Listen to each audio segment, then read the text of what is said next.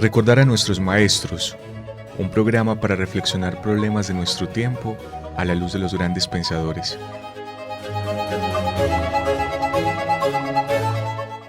Dirección: Carlos Mario González, profesor de la Universidad Nacional de Colombia, sede Medellín.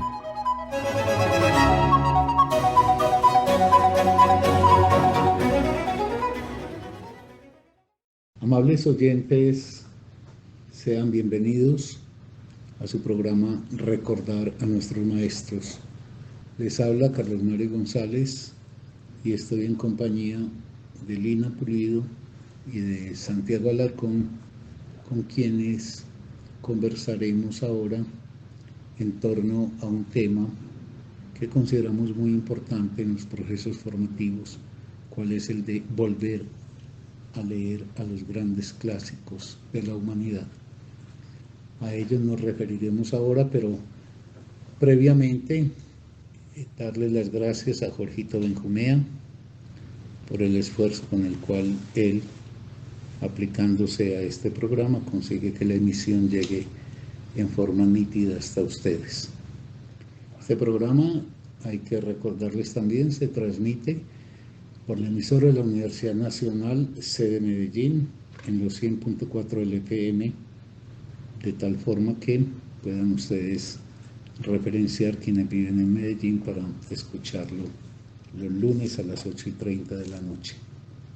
Tal vez esto suene a queja, con lo fastidioso que es siempre oír quejas, pero este tema es un tema tan amplio que estoy totalmente seguro que el tiempo que hemos dispuesto para él será insuficiente. Vamos de todas maneras a tratar de situar algunos ejes fundamentales de la reflexión sobre qué son los clásicos y, en función de ello, por qué es fundamental, por qué es imprescindible que un proceso formativo y cultural permita volver a esas grandes producciones del espíritu humano que llamamos los clásicos y que pueden ser clásicos en muy diversas expresiones del arte, por no decir en todas, como también clásico en materia filosófica.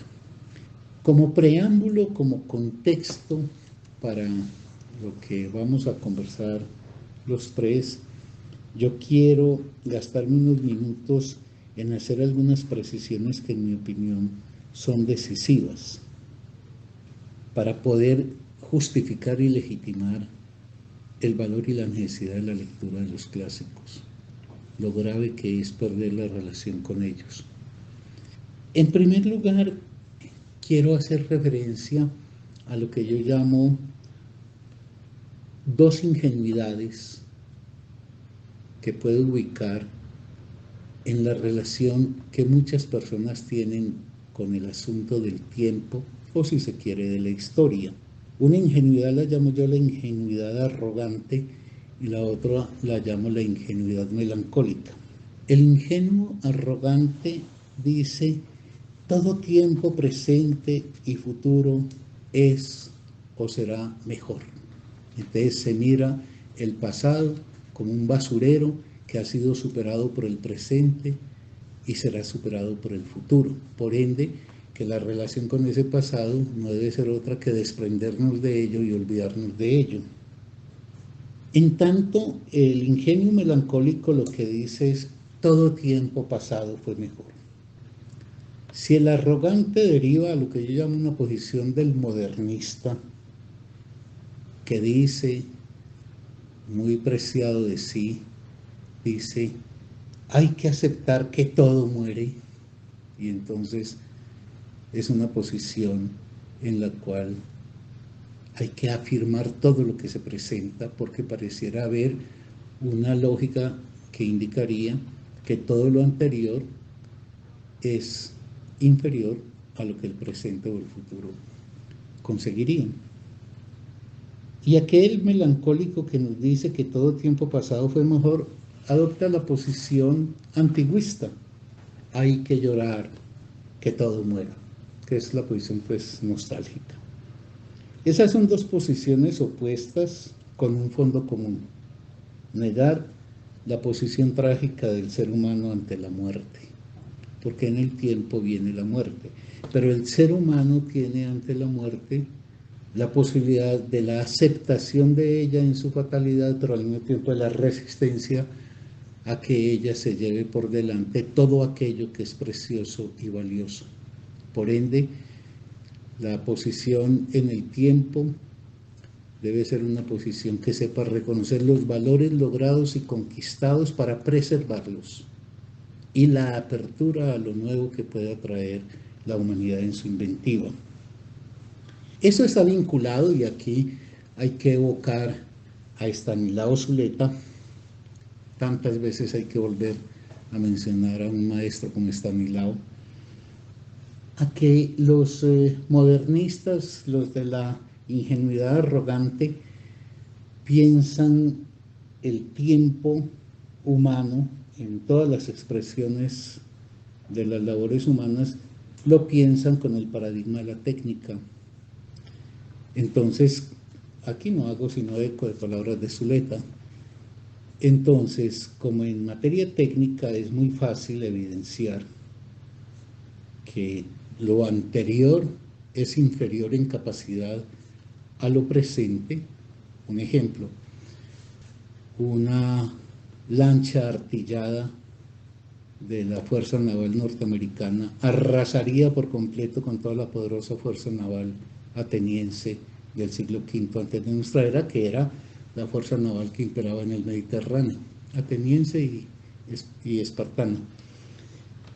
Y claro, nadie puede discutirlo. Hoy nos trasladamos mucho más fácil en un avión que a pie o a caballo, como tenían que hacerlo en otras épocas. Ahí es indiscutible que si el modelo es la técnica, el presente supera al pasado. Pero el error está en creer que ese modelo técnico es válido también para todos los otros ámbitos de la experiencia humana. Y entonces, si hoy los norteamericanos son mucho más potentes para asuntos como la traslación o la locomoción frente a los griegos, habría que preguntarles si tienen un filósofo de la envergadura de Platón o de Aristóteles, o un trágico como Sófocles, etc. Es decir, eso no es tan sencillo. Entonces, en materia del arte, como en materia de la filosofía, las cosas no andan al ritmo de lo que la técnica indica, y por el contrario, obras constituidas hace milenios pueden ser perfectamente actuales. Lo tercero es afirmar que no importa para nada en la lectura de los grandes libros a los que llamaré clásicos, no importa absolutamente para nada el contexto, ni el histórico, ni el geográfico, ni el biográfico. A mí me tiene sin cuidado que un señor que se llama Dostoyevsky haya nacido en Rusia y haya nacido en el siglo XIX. Dostoyevsky me habla a mí. Una peculiaridad de los libros clásicos es que hablan de uno, y saltan por el tiempo y saltan por la geografía hasta llegar al corazón de uno. Entonces me tiene sin cuidado. Voy a poner un ejemplo que lo repetiré también en relación al tema biográfico. Si se hubiera perdido el manuscrito, por ejemplo, de Crimen y Castigo, se hubiera quedado en un bar y Dostoyevsky no lo hubiese firmado y alguien lo hubiera recuperado y lo hubiera editado, Crimen y Castigo seguiría siendo tan importante, aunque no supiéramos su proveniencia ni la autoría, como hoy que sabemos que es de un ruso llamado Dostoyevsky. Esto es muy importante porque una forma pésima de leer es estar acudiendo a que los grandes pensadores clásicos, por ejemplo en la novelística, hablaron de lo que hablaron porque eran asuntos de su época. Todos los temas de los grandes pensadores clásicos son transhistóricos, es decir, corren por encima de las distintas épocas. Y con esto termino para hacerle la palabra pues en este intento de reflexionar en compañía a Lina y a Santi, diciendo que algo que formulamos en un programa anterior y que es quizás definitorio de lo que es un libro clásico es que es un libro eterno, es un libro perpetuo, existirá hasta tanto la humanidad exista o hasta tanto los seres humanos lo defiendan. Y es eterno, tanto ese texto literario como filosófico, porque apuntan, y voy a circunscribirme a lo literario, apuntan a abordar preguntas eternas en el ser humano. Y entonces aquí prenden las alarmas inmediatamente, sobre todo los ingenuos modernistas, y dicen, ¿cómo que preguntas eternas? Las preguntas son históricas. Y ahí es menester hacer una precisión. En el ser humano hay preguntas históricas. Hoy hay una pregunta, por ejemplo, ¿cómo proceder con los medios de comunicación actuales que tenemos? Que no era una pregunta que tenían en la Edad Media. Pero hay preguntas eternas, y hay preguntas eternas, es decir, constantes en el ser humano, porque son preguntas nacidas de su condición de ser del lenguaje. El ser del lenguaje produce efectos en el ser humano, no solamente lo constituye al ser humano, sino que desata inevitables preguntas. Y voy a mencionar unas y con esto cierro mi introducción para escuchar las seguramente muy valiosas aportaciones que nos harán Lina y Santi. Voy a formular preguntas eternas que todos los hombres y mujeres de todas las épocas y de todas las culturas se han tenido que formular explícita o implícitamente. Lo que son históricas son las respuestas, históricas y culturales son las respuestas que se dan a esas preguntas que estructuralmente se configuran en el ser humano a partir de su condición de ser del lenguaje. Voy a poner así, al desgaire, y me di a la tarea de anotar a lo que se me viniera a la cabeza preguntas eternas que está en una cultura, por ejemplo, originaria, puede estar en los Namicuara, en los Tarahumara, pero también en la sociedad occidental, en el oriente asiático, etcétera. Preguntas. El amor, todas las sociedades se lo tienen que plantear. La muerte, la sexualidad, el pensar, la razón, la violencia, la justicia, la ley, el individuo, el poder, los géneros, el origen, el destino, la formación de los seres, el sentido de la vida, la niñez, el cuerpo, la moral, y con ello el bien y el mal, la diferencia, la semejanza, la sociedad como colectivo, el sufrimiento, los sentimientos, la belleza, el tiempo, la solidaridad, el individuo, el universo, la naturaleza, la felicidad como gratificación de vivir, la identidad y el otro, etc. La lista sería larguísima, casi que inagotable. Y son preguntas que todas las sociedades tienen que formularse y todas las culturas, y a las cuales les dan una respuesta de carácter histórico. A la pregunta estructural, resultado de la inscripción del ser humano en el lenguaje y de los efectos de éste sobre él, las sociedades y las culturas responden a su manera. ¿Qué hacen los grandes libros clásicos? Que nos ponen de cara a las grandes preguntas. Y por eso hablan de cada uno de nosotros. Y por eso son imprescindibles en el cultivo y en el proceso de formación de alguien que quiera hacer de la vida una experiencia no solamente grata, sino una experiencia enriquecedora, capaz de otear en ella todo el horizonte de sus posibilidades. Bueno, me alargué un poquito, Santi y Lina, pero era, en mi opinión, como necesario hacer esta pequeña presentación. Sí, muchas gracias, Carlos, por tu intervención. Aprovecho para saludar a todos los oyentes que nos escuchan en este momento. Me parece fundamental ahí, Carlos y Lina, que se introduzca el tema del tiempo con el cual vos empezás, porque efectivamente yo creo que el asunto de los clásicos hoy especialmente lo estamos hablando en ese sentido artístico, que también puede uno reflexionarlo en el ámbito de los saberes humanos, filosóficos, que yo de todas maneras creo que hay un matiz importante, porque uno puede tener una definición medianamente precisa o que nos hace ponernos de acuerdo en el ámbito de los clásicos, por ejemplo, en ese espacio que es, o en ese ámbito de conocimiento que son los saberes humanos y sociales. Uno puede decir, en gran medida los que son considerados clásicos o a tomar por caso, pues por ejemplo, digamos en la sociología, Marx, Durkheim y Max Weber. Uno podría decir, ellos aperturan campos de conocimiento y ahí uno los ubica como clásicos. Pero si uno pone el ámbito o pone esa definición de clásico en el ámbito ya de las artes y particularmente de la literatura y todos los derivados que tiene, es un poco más difícil, o creo yo que es insuficiente esa misma definición. Y ahí tiene que ver en gran medida lo que vos señalabas, Carlos, de algo muy misterioso que se logra en el ámbito del arte, que es esa cosa de un sentido o una verdad o un asunto humano y subjetivo que logra trascender formas de civilización. Yo de todas maneras tengo una inquietud, porque en alguna parte, cuando de hecho abordamos el tema de la novela, y recordaba mucho ahí el texto de Kundera sobre la novela, que él pone la novela en una construcción, por un lado muy occidental, pero también como muy moderna, ¿cierto?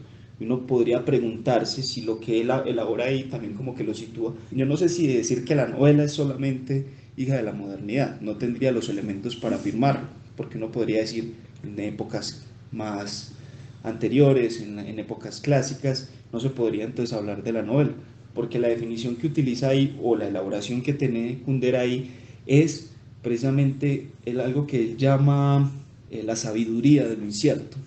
Y él dice que los grandes novelistas, empezando por Cervantes, pero Balzac también, pero Tolstoy, no nos dan recetas, no nos dan soluciones sobre los problemas humanos, sino eso que vos decís, abordan esas preguntas, porque además son preguntas o asuntos que facilita la modernidad, que es una época en la cual el ser humano ya no tiene las certezas que tenía antes o que le podría dar, por ejemplo, un medioevo.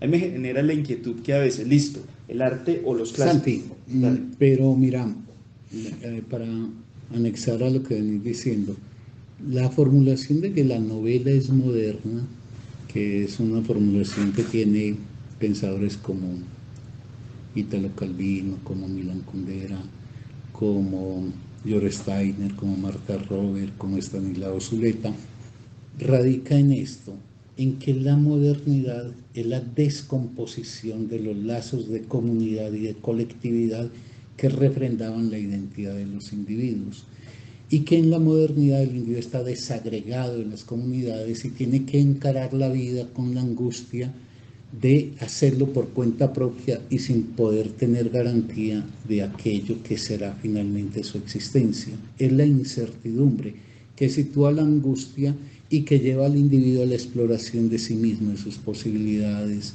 de sus temores, de sus anhelos, etc.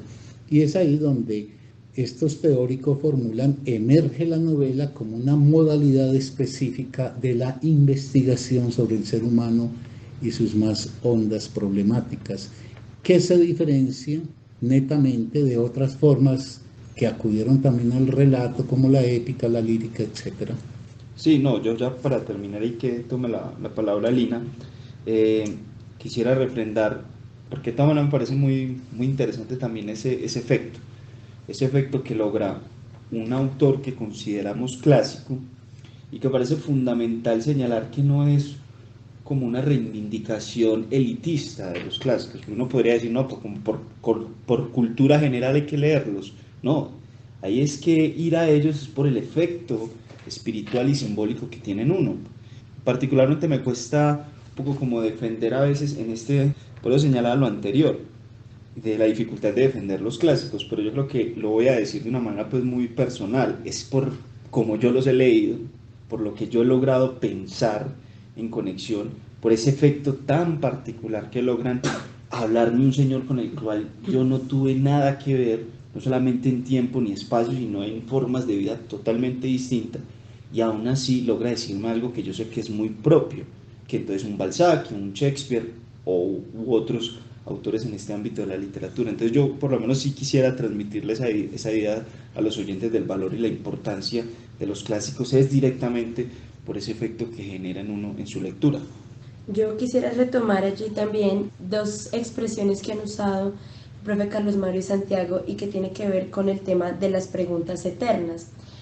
Yo retomaría esa afirmación que hace Jorge Luis Borges a propósito de que uno va a los clásicos precisamente porque parte de un principio de confianza. Es decir, yo voy a los clásicos porque puedo confiar en que hablan también de mí. Y en ese sentido es muy interesante también cómo se encuentra con el planteamiento de Italo Calvino respecto a cómo leer los clásicos es un acto de fe. Y es un acto de fe precisamente en la humanidad, en los grandes logros que ha hecho la humanidad y en que como ser del lenguaje también entonces esos grandes logros hablan de mí. Es decir, que ir a los clásicos parte de eso que Santiago venía mencionando, de ese establecimiento de una relación personal con quien lee, y allí me gustaría retomar muy precisamente esa cita de Italo Calvino, y abro comillas, que dice que si no salta la chispa, no hay nada que hacer. No se leen los clásicos por deber o por respeto, sino solo por amor. Y esto me plantea a mí un problema que también ha puesto sobre la mesa Santiago y que tiene que ver con una dificultad que aparece para la defensa o para la transmisión de esos textos clásicos, y que creo que es una cosa que debe inquietarnos, preocuparnos a todos aquellos a los que nos interesa el fomento de proyectos culturales o que estamos involucrados en la democratización del acceso a las herramientas del conocimiento, del pensamiento, del arte. Y es cómo hacer, en oposición precisamente a esa idea que está muy difundida en los sistemas educativos, cómo se hace oposición a esa idea de libros obligatorios o de la lectura por deber o de esas cosas, que esos textos que debemos abordar para estar en eso que es tan ambiguo que se llama la cultura general. Entonces, a mí me gustaría dejar esa pregunta allí planteada precisamente porque mi experiencia como lectora me habla de la importancia, por ejemplo, que han tenido para mí, para mi historia personal, textos como Ana Karenina, Madame Bovary y otros tantos que precisamente han sido importantes para mí porque han hablado de problemas que para mí resultan importantes, por ejemplo, en mi condición de mujer. Entonces, ¿cómo se hace para que esos textos clásicos sean disfrutados por las generaciones por venir, para que sigan hablándole también a ellos, para que sigan hablándonos a nosotros? Creo que esa es una dificultad muy importante que debe interesarnos conversar respecto a este trabajo cultural también que estamos desarrollando en proyectos como la Biblioteca Franz Kafka o en los diferentes grupos de estudio a los cuales también los invitamos. Dos cosas para anexar a lo que decís, Lina. La primera tiene que ver con precisar que cuando yo hablo de respuestas históricas a preguntas eternas, que existen preguntas eternas, también digo existen preguntas históricas, pero hay preguntas eternas. Esas respuestas históricas, pongo un ejemplo, el amor. El amor es siempre una problemática de la sociedad, de cómo se ligan los vínculos entre los seres humanos mediados por el afecto. Bueno, una sociedad, por ejemplo, como la occidental, inventó una respuesta histórica como el amor romántico. Eso no quiere decir que los hombres antiguos tuviesen que vivir la experiencia romántica, seguramente que no. Y así, la posición ante la muerte, ante la sexualidad, ante el deseo, ante el poder, etc. Esa es la primera precisión, que estos grandes problemas encuentran expresiones históricas. Y lo segundo tiene que ver con algo que es crucial. ¿Cómo se logra transmitir a los clásicos? Es que los clásicos son como unas herramientas para uno vivir. Dentro de 8 días, cuando hablemos de por qué Franz Kafka, yo quisiera... Kafka sería un clásico. Sí, claro, Kafka es un clásico. Clásico es aquel que construye algo que queda ya en diálogo eterno con lo posterior y que hace un efecto de singularidad. Nadie hace literatura como Kafka, como nadie hizo literatura como Dostoyevsky, etc. Entonces, volviendo a lo de Lini, ya para ir buscando el remate del programa de hoy, es el tema de ¿y cómo se transmite? Y están ahí las artes magisteriales. Yo creo que un problema de la educación contemporánea es no lograr despertar en el alma de un joven o de un niño esa articulación entre el deseo por indagar algo que de pronto se le ha ayudado a desvelar qué es, una pregunta sustancial suya, con el deber concomitante que viene de cuando uno desea algo. Es decir, cuando Cuando uno ha tenido un maestro que le ha permitido a uno correr el velo que le impedía darle forma a una pregunta que lo habitaba a uno, y cuando uno tiene la suerte de ese maestro además le señala un camino que está trazado por la secuencia de libros que propone, en el caso tuyo, Ana Karenina, etcétera, etcétera. Entonces se ha suscitado la pregunta para que el joven pueda avanzar hacia la respuesta. Ahora, eso es un problema, reitero, del arte magisterial, que no es un arte institucionalizado necesariamente en la escuela o en la universidad, sino en eso que vos decís, por ejemplo, las labores que nosotros hacemos por democratizar el gran conocimiento de la humanidad y ponerlo al alcance de cualquiera, porque, para reiterarme en una expresión que se vuelve ya manida de mi parte, Dostoyevsky no escribió para ser leído en un doctorado, escribió para que lo lea cualquier ser humano a quien se le creen las condiciones de acceso al mismo. Carlos, una frasecita con la que yo terminaría que conecta con algo que reflexionó Lina. Uno podría decir, parodiando con Proust, que con los clásicos lo que pasa es que nos permiten leernos en sus obras. Claro, exacto, eso está muy bien para puntualizar esto. Amables oyentes, hemos llegado al término de nuestro programa del día de hoy. Quiero invitarles para que dentro de 8 días nos acompañen cuando vamos en esta especie de pequeño camino que hemos recorrido a desembocar en por qué Franz Kafka, en esta tarea que pensamos acometer de manejar a Kafka en su centenario haciendo una lectura de sus obras. Los invitamos también a que quienes deseen compartir con nosotros sus comentarios o sus impresiones respecto a los programas que hemos venido desarrollando, pueden comunicarse con nosotros a través del correo electrónico bibliotecafranzkafka@gmail.com, todo en minúscula, o a través también de los comentarios en el canal de YouTube. Bueno, amables oyentes, dicho esto, no queda sino despedirnos y esperar que dentro de 8 días nos acompañen.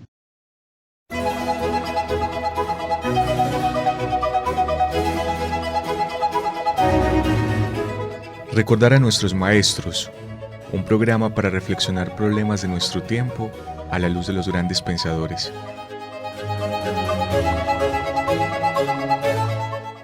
Dirección: Carlos Mario González, profesor de la Universidad Nacional de Colombia, sede Medellín.